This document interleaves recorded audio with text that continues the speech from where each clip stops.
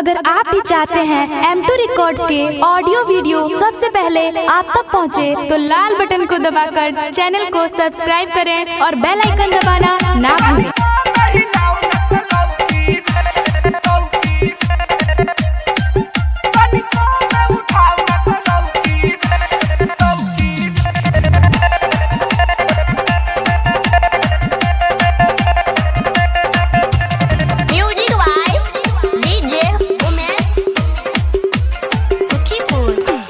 नाचो तारू जैसे टूटी चौकी रे, नाचो तारू जैसे टूटी चौकी रे, आई है चौकी रे। तनिको में उठाओ न तलौकी रे, तनिको में हिलाओ न तलौकी रे।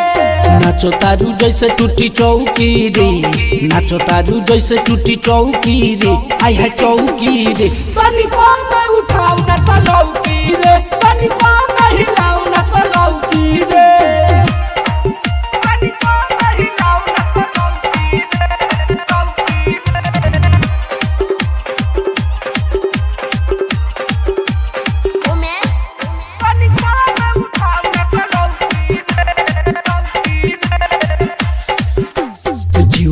चाहो जोनी आइल बाड़ू नाचे, ठीक से तू नाचो अभी उमर बटे काचे।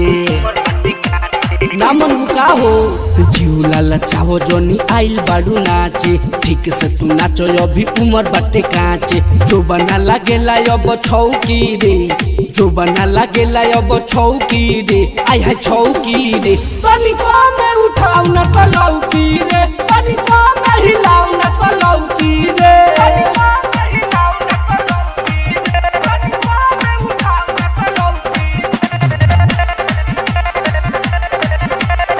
M2 records Jadopur.